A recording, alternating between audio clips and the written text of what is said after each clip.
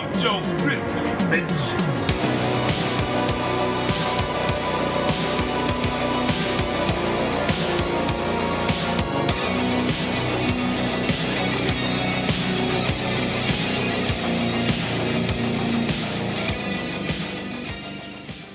What up, Militia? I'm Mean Joe Grizzly, and when I'm not trying to build a juke joint in the Mississippi Delta, while also not trying to get eaten by vampires, I'm at the Grizzly Cave, watching movies, reading comics, listening to metal, and of course, crushing beers. And I want to start out this episode by saying that I apologize that there wasn't any review out for Hell of a Summer. That was something that I wanted to do, but unfortunately, what ended up happening is my work life got in the way in my day job, so that's something that I can't really help. It's something that's going to happen. Hopefully it doesn't happen all the time, but it's something that can't be helped nonetheless. So I appreciate y'all being patient with me getting out a new review and being also understanding that I couldn't get that review out in enough time. So I apologize for that.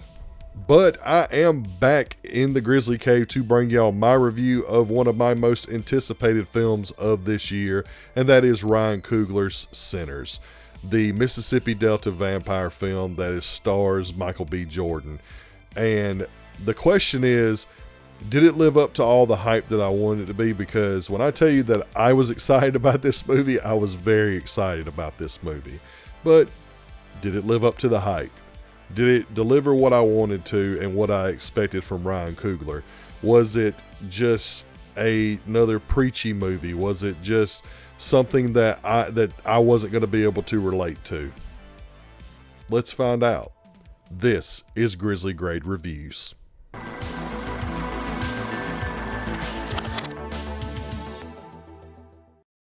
After leaving Chicago and trying to leave their troubled lives behind, two twin brothers, Smoke and Stack, return to their hometown in the Mississippi Delta to open up a beer joint, only to discover that an even greater evil is waiting to welcome them back.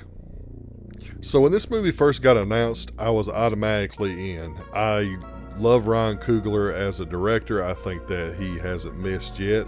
Of course, some projects are better than others, but I was very excited to see him dip his toes into horror, because I feel like this guy can just about do anything. And with his success with Black Panther and the Creed series, I just felt like that we were all in for a wild ride.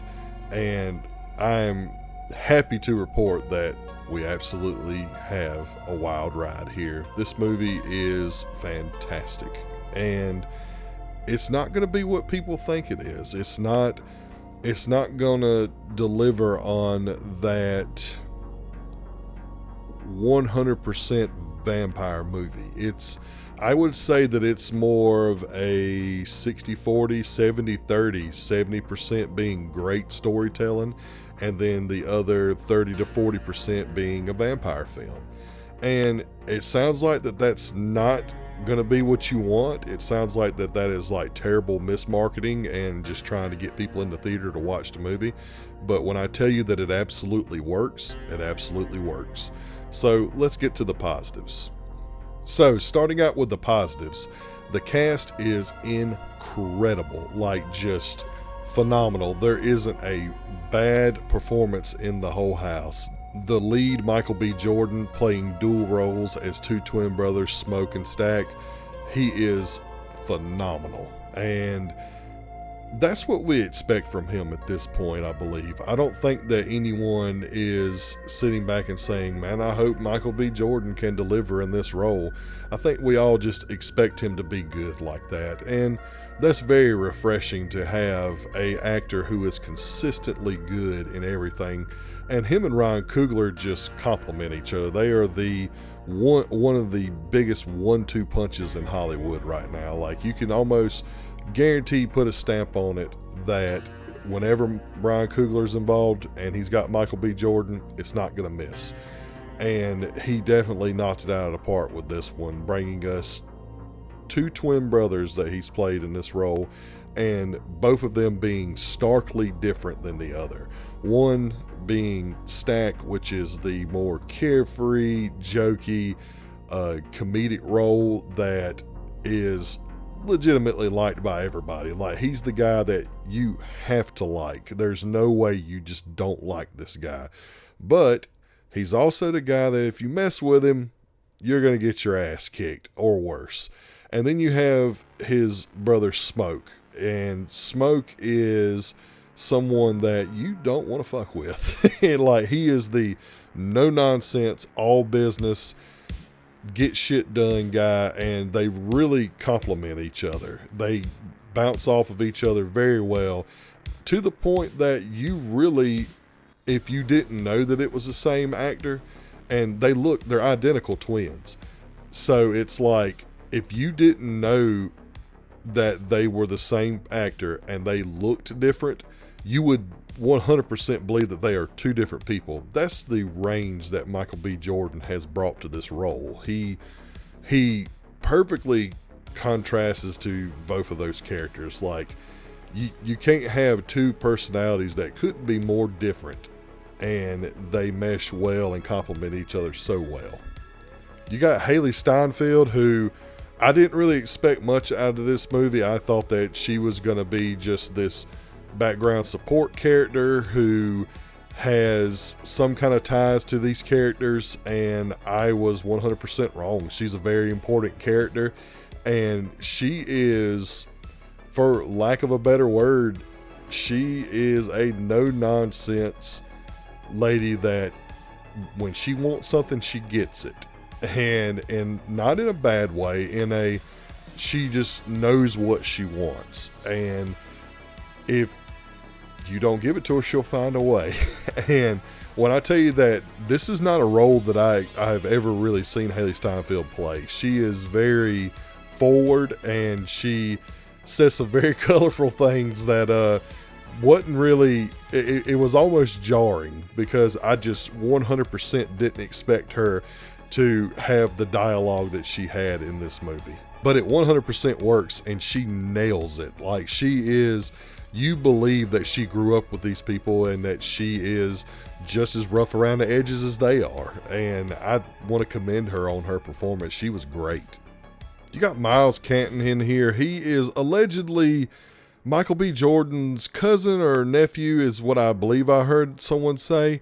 And this is like his first acting role, and you're kind of following him in this journey. He is kind of the lead character that you follow throughout the movie, even though Michael B. Jordan's character of Smoke and Stack are also main characters, and we follow them a good bit as well. The story is definitely told through the eyes of Sammy, and I appreciated the journey that we went on with him, and, you know, being a character that you can actually root for, who you want to see succeed. You want him to find his way in life and to, like, perfect his craft, because he is a aspiring blues singer, and he is kind of a prodigy according to his peers. And it was just something that I thought was really cool to see in this movie, and it really fit the narrative very well.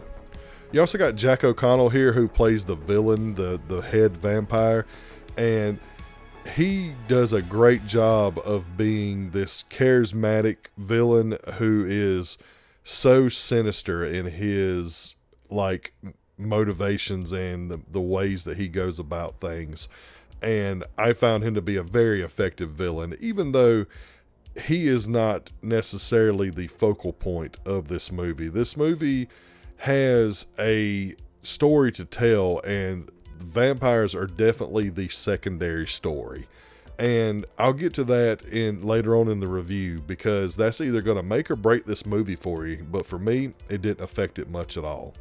Moving on to the plot and stuff, this movie is very, very well written. It has this story that just sucks you in and really pulls you to these characters that you want to watch on the screen. You want to see the story unfold. Like, Ryan Coogler has this knack of storytelling that I find to be very rare nowadays, that he makes these stories for a specific demographic, and somehow he finds a way to involve and include people from all backgrounds. And to me, that's very hard to do. It's hard to make a movie that has a story to tell that may have a message, even though this movie isn't really heavy on a message. It's more of just a good old-fashioned story.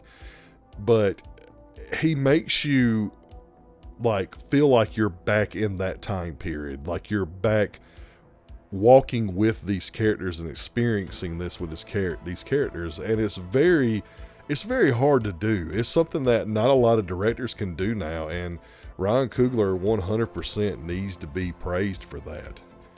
And piggybacking off of that, the way this movie was shot and the way it was framed and the way that it was structured is absolutely incredible to see.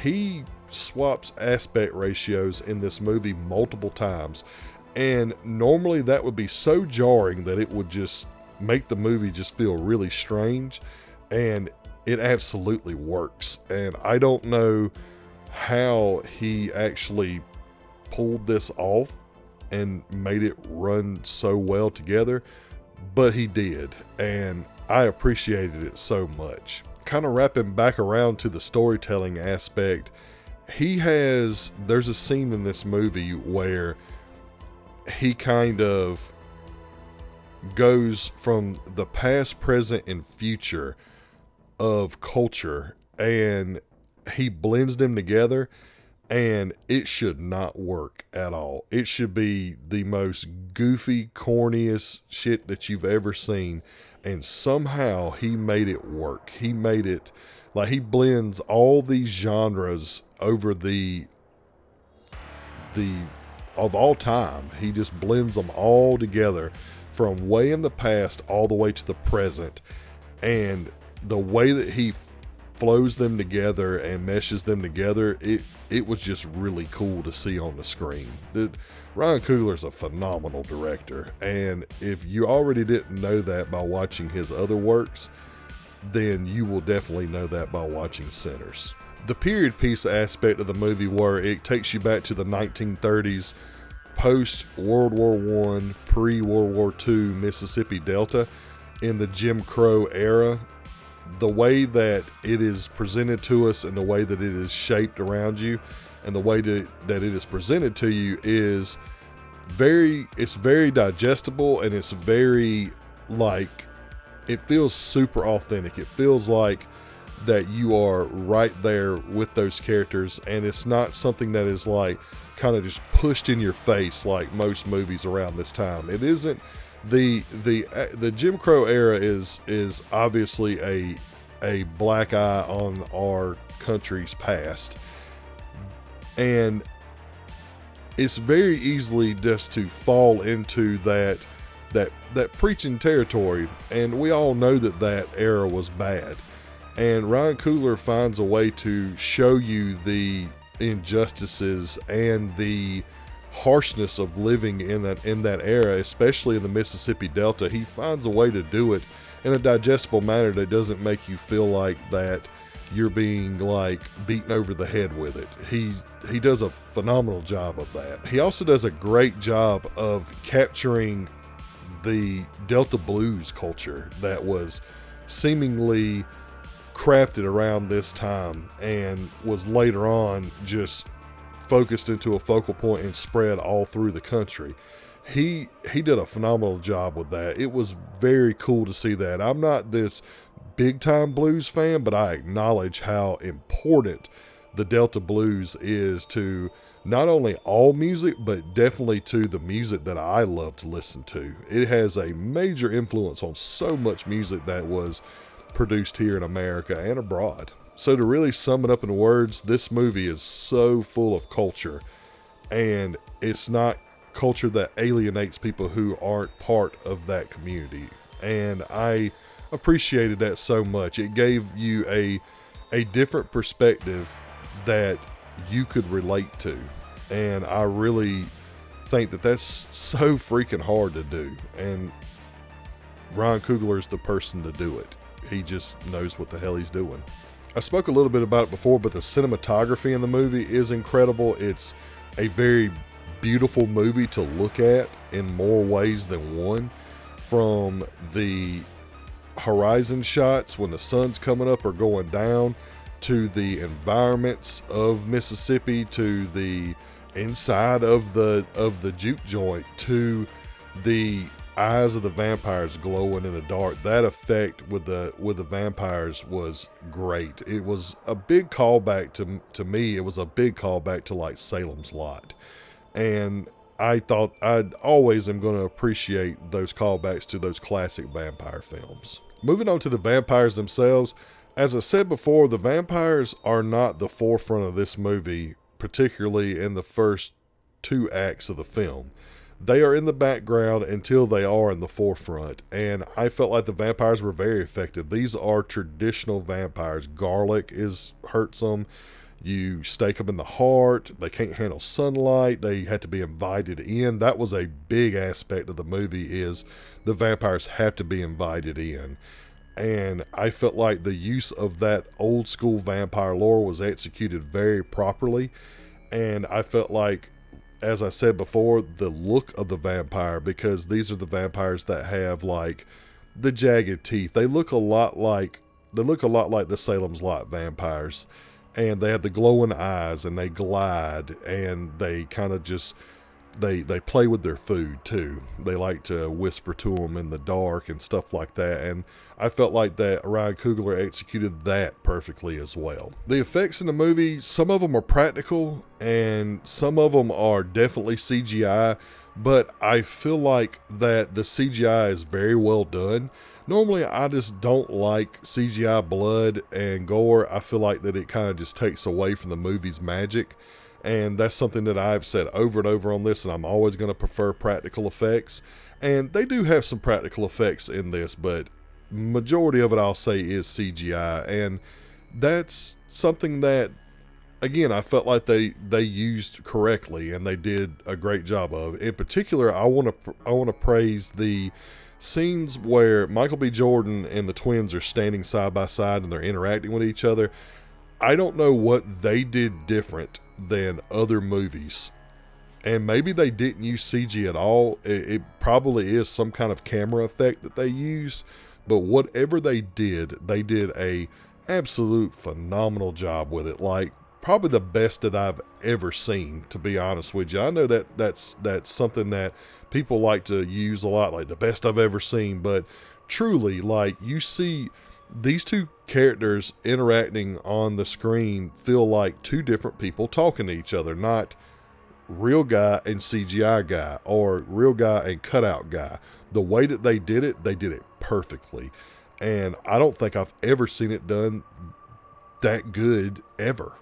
To give you like an example, like, if you go in and see this movie, you'll see exactly what I'm talking about. And the example I want you to have in your head when you go in there, so that you can have a good compare and contrast, is look at the Flash movie that came out a few years ago, and look at when Ezra Miller and young Ezra are in the same room, and look at how horrible young Ezra looks compared to normal Ezra. How they just look like, normal Ezra looks like a fucking cartoon, and then here's real Ezra. They do such a good job in this movie of doing that properly. It's something that, to me, it needs to be praised by everyone who watches film. Like, and I might be really focusing on this a lot, but I was actually blown away by how good they executed that. So kudos to Ryan Coogler for finally doing that shit right. Someone had to do it, and I'm glad it was you.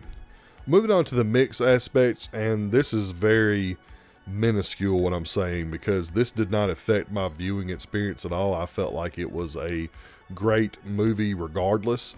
But like I said before, this movie isn't going to be the vampire movie that everyone wants it to be, because Warner Brothers is marketing this as purely a vampire film taking place in 1930s Mississippi, and that is not what this movie is.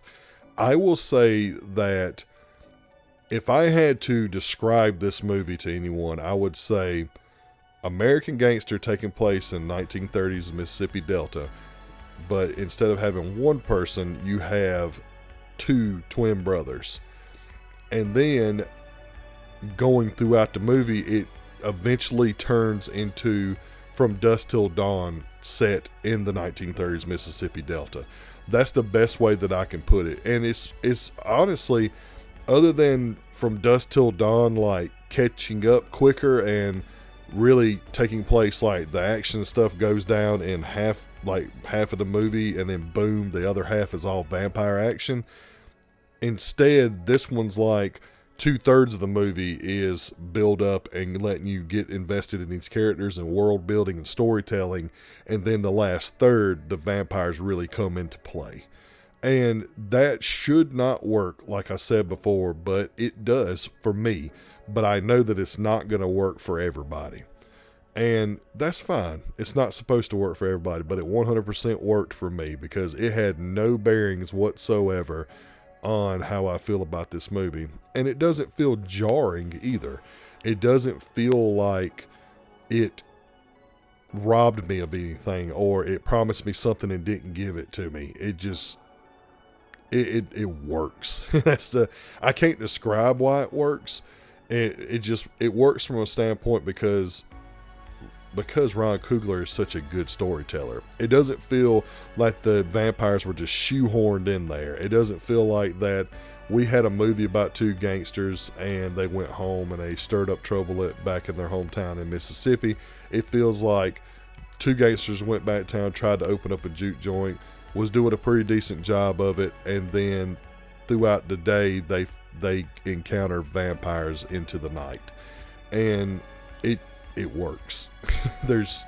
I could keep going around in circles about it, but once you see the movie, if you're anything like me taste wise, it's going to work for you and you're going to love it.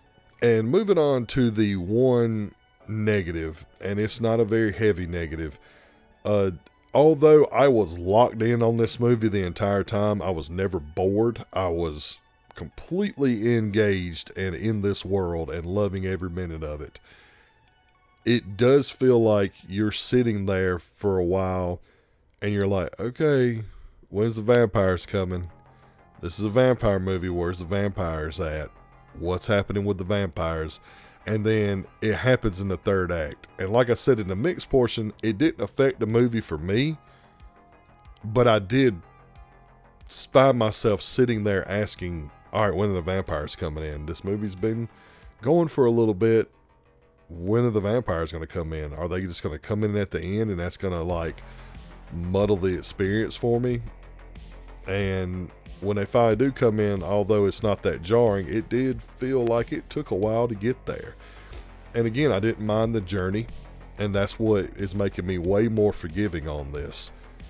But it just felt like it took a little while to get there. And if there's any negatives with this movie, that's the one negative that I actually have. But guys, I honestly got to say that this might be the second best movie I've seen this year, and it's definitely one of my favorites. This year's been very strange. We've had some decent movies come out. We've had a couple of good ones come out, and we've had maybe one great one, and then the rest that I have seen have been kind of not good at all. So this movie was like the shot in the arm that I needed going through this year so far. It really reinvigorated my excitement for going to movies and stuff, because when you see a bunch of duds over and over again, or a bunch of just okay movies over and over again, you find yourself looking back at the beginning of the year to the one or two really good movies that you've seen and longing for that experience again. And this movie delivered that for me. Sinners was absolutely phenomenal, and I want everybody to go check this movie out. It should be something that everybody sees, because if you don't, you're going to miss one of the best movies of the year. So with all that being said, Sinners gets a 4.5 out of 5 and is 100% Grizzly grade guaranteed. Please go see this movie. Go see this movie and support it. We need more movies that are at this caliber. It was phenomenal. Well, that's going to do it for this video. Thank you all so much for your continued support and patience on me getting these videos out. Without y'all, this channel isn't possible. And if you like this video, like it. And if you like it enough, please go over to the channel and hit the subscribe button so you never miss an episode. Also, please follow me on all social media platforms so you can get channel updates, movie news, and all forms of badassery. I'm not really sure what I'm going to be reviewing next. I know that the end of April is pretty heavy. I know that Until Dawn is definitely something that I'm going to be reviewing. Don't know how I feel about that. I know a lot of people that are really big into that video game love it and are hating what they're doing with it in the movie. I don't have that connection, so I'm going in pretty fresh, and it looks like it's going to be pretty decent to me, but again, I always temper my expectations, so that might be the next review. I don't know yet. I have to really look and see what's releasing here in the next couple of weeks, so stay tuned for the next review. And until then, I'm going to be working on reviving this segment that I had last year that I kind of got real behind on and couldn't keep up, and then the schedules and everything just got crazy. So I'm really excited about bringing that back and hopefully getting on a more of a schedule on releasing videos on that segment. I'm not going to reveal it yet, but just stay tuned, because within the next month you should be getting some kind of a teaser or some kind of a trailer or announcement. So stay tuned for that. Stay tuned for more reviews, and remember, I'm Joe Grizzly, bitch.